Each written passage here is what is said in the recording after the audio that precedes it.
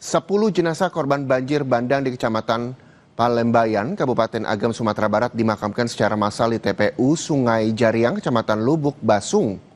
10 jenazah yang dimakamkan diantaranya 5 orang anak. 10 jenazah korban banjir bandang Kecamatan Palembayan yang belum teridentifikasi dimakamkan secara massal dalam satu liang lahat. Meski identitas belum diketahui, namun proses identifikasi ke-10 jenazah sudah dilakukan dengan mengambil sampel DNA. Identifikasi nantinya dengan pencocokan DNA warga yang kehilangan anggota keluarganya. Kecamatan Palembayan merupakan salah satu kawasan terparah terdampak banjir bandang beberapa waktu lalu di Kabupaten Agam, di mana akibat kejadian itu hingga saat ini tim SAR gabungan telah mengevakuasi 126 korban meninggal dunia, sementara 42 lainnya masih dalam proses pencarian.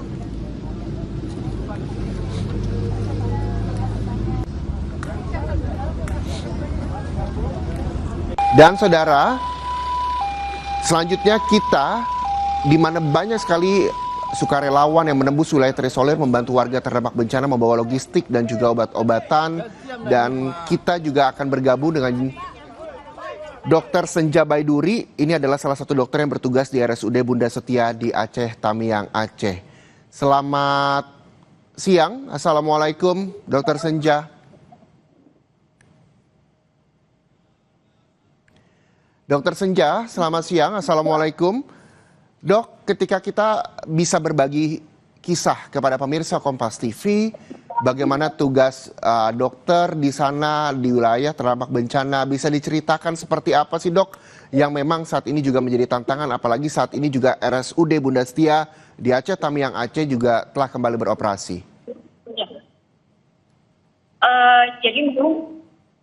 Jadi memang pada waktu kejadian banjir itu tanggal 27 ya Pak ya. Itu pada tanggal 26 beberapa wilayah di sekeliling Aceh Tamiang itu sudah terdampak. Nah, pada saat itu malam 27 lah, malam hari Kamis itu saya dibangunkan sama perawat. Air itu waktu itu sudah tinggi. Saya waktu itu berada di kos-kosan. Ketika saya keluar dari kos-kosan saya itu, waktu saya keluar ternyata orang sudah banyak mengungsi. Jadi waktu itu kan masih lampu ya. Iya. Keadaan mati lampu, kemudian sudah banyak yang mengungsi. Air waktu itu sudah setinggi lutut di area Karangbaru di dekat masjid area pengadilan. Kemudian saya langsung mengungsi, istirahat di ruang itu bareng dengan beberapa perawat saya waktu itu. Ketika saya bangun pagi, ternyata air itu sudah menggenang di kamar mandi Pak, warna coklat begitu. Dan harusnya itu cepat sekali dari jam 6. Udah di mata pagi ketika saya bergerak memindahkan mobil, waktu balik ke ruang sini itu air sudah setinggi lutut gitu. Nah, waktu itu kami kebetulan ada pasien saya itu di ICU itu ada 7 orang bayi ya, baru lahir, kurang dari ada yang umurnya 3 hari, 4 hari, 7 hari. Langsung kami evakuasi ke area Lindung Bulan, rumah sakit. Jadi bangunan baru itu 3 lantai. Waktu itu kami juga mengevakuasi beserta alat-alatnya dan dibantu dengan keluarga bapak ibunya pasien ya, dapat ketenangan.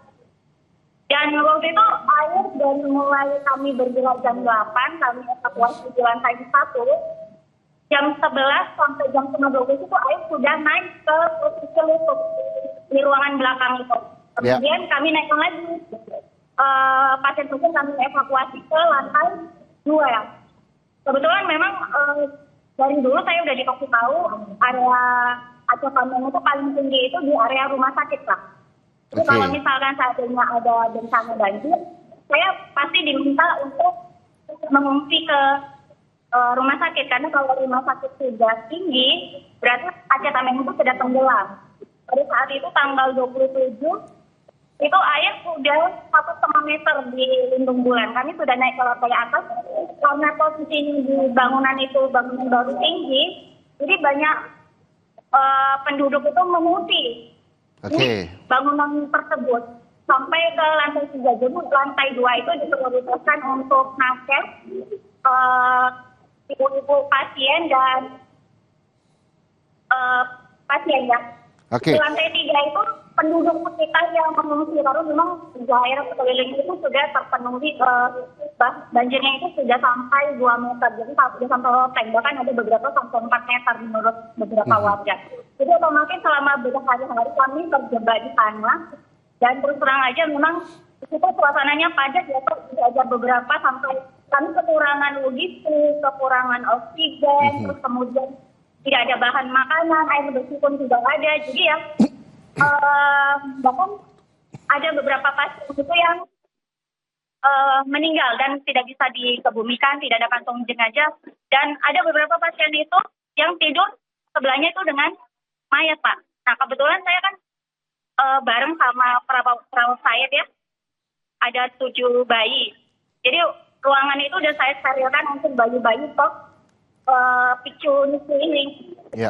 Jadi ada 2 bayi yang setelah memakai ventilator udah saya itu saya rawat, butuh oksigen, dan ada yang meninggal di usia 7 hari. Jadi selama 2 hari di ruangan lindung bulan itu karena pasokan oksigennya kurang, jadi ya bayi ini mengalami perburukan dan meninggal. Dan pada waktu itu karena tidak ada daratan, perahu juga sulit dicari, jadi ya mayat itu tetap tidur bersama kami. Sementara di luar kamar kami itu kan ada beberapa mayat, kalau nggak salah ada 4 atau 5 itu, dan tanpa kantong jenazah ditaruh bareng-bareng gitu sama pasien-pasien. Jadi memang benar.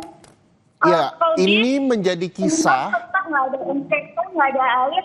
Bahkan ya jujur aja saya aja sendiri itu dengan beberapa nasi itu cuma makan mie instan yang kering. Iya, Dokter Senja. Hari pertama itu masih ada air panas ya Pak ya. Hari berikutnya itu kan bayi itu ada 2 yang kami pegang karena kebetulan ibunya itu tidak ada bersama kami. Jadi kami yang merawat. Kebetulan karena nggak ada ibunya, kami berikanlah susu formula. Karena tidak ada air bersih, otomatis kami kan bingung ya berikannya. Terakhirnya kami mintakan ibu yang jenis kelamin yang sama itu untuk membantu menyusukan. Itu ada 2 bayi. Iya, Dokter Senja. Tapi yang juga menjadi perhatian saya dari gambar yang kami tampilkan di layar, ini banyak juga sukarelawan, terutama para dokter yang memang membantu warga terdampak ini bisa menembus wilayah terisolasi. Karena di Aceh Tamiang juga sempat terisolasi. Bagaimana ceritanya para sukarelawan, para dokter ini bisa sampai? Ya, jadi memang pada waktu itu tanggal hari Minggu ya Pak ya, hari Minggu itu mungkin tanggal 30 itu banjirnya sudah turun, tapi daerah kami itu masih terisolir karena ada longsor di daerah Bukit Semadam itu beberapa titik. Jadi waktu itu saya dan beberapa nakes waktu itu logistik udah kurang, saya memutuskan untuk keluar dari Aceh Tamiang melalui jalur laut dari muara Sungai Salah Haji ke Pangkalan Kutu dan untuk mencari bantuan. Dan itu ternyata banyak yang sudah menghubungi kami, tapi memang lost kontak dengan Aceh Tamiang itu Pak. Untuk sekarang ya memang sudah banyak bantuan, rumah sakit kami juga sudah bisa beroperasi, tapi di IGD saja. Baru di IGD untuk ruang rawatan itu sudah ada, tapi ya tetap di ruangan yang ada ini stok yang sekarang yang ada. Untuk alat-alat sangat masih terbatas Pak, terutama oksigen, cairan khusus, kemudian juga alat-alat lain. Makanya hampir 95% alat kami itu terendam banjir Pak. Tidak bisa difungsikan. Walaupun mungkin ada beberapa bantuan dari teman-teman sejawat kami dan dari seluruh pelosok Indonesia yang sudah datang bertahap gitu Pak. Jadi ketika wilayah Aceh Tamiang ini terisolasi, banyak sukarelawan terutama para dokter yang lewat muara sungai, jadi jalur laut yang ditempuh begitu ya Dokter Senja ya. Lalu tadi juga Dokter Senja menceritakan bahwa pada saat banjir, perawat dan juga dokter menyelamatkan diri hingga lantai 3 bahkan. Ketika banyak sekali juga bayi dan sejumlah pasien yang memang dirawat di RSUD Bunda Setia.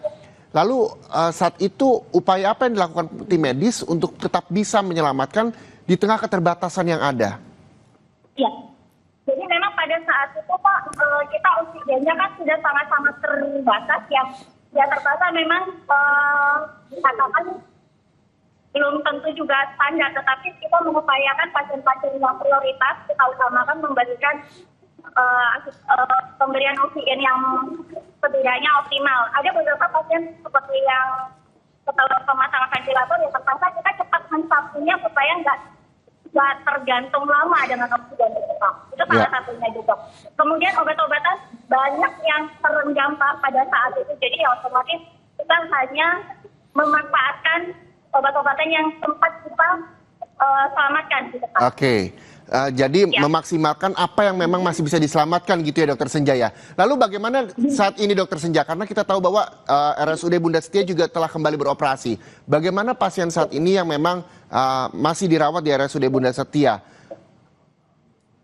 Ya, kalau pasien-pasien Bunda Setia, alhamdulillah memang beberapa sudah bisa kita layani. Jadi seperti ada pasien yang untuk rawan jalannya kita bisa operasikan di gedung yang sama seperti di belakang saya ini Pak. Untuk rawat jalannya kita beroperasi sampai jam 2. Beberapa dokter spesialis dari bantuan dari teman-teman seluruh Indonesia bergiliran untuk membantu kami dan syukur alhamdulillah. Untuk rawat jalan rawat inap itu juga sudah dioperasikan selama 2 hari ini. Pasien-pasien anak sudah bisa kami rawat. Ada beberapa pasien seperti kemarin pasien sesak, radang paru, kemudian ada yang tergigit ular, sudah bisa kita rawat di sini juga. Untuk operasi, untuk sekarang ini dokter anestesi sudah ada bantuan dari Surabaya, dan untuk bedah ortopedi sudah bisa kita lakukan. Yang lain-lainnya nanti sedang kita usahakan Pak, seperti pelayanan oksigen dan pelayanan untuk jantung mungkin akan kita hidupkan kembali.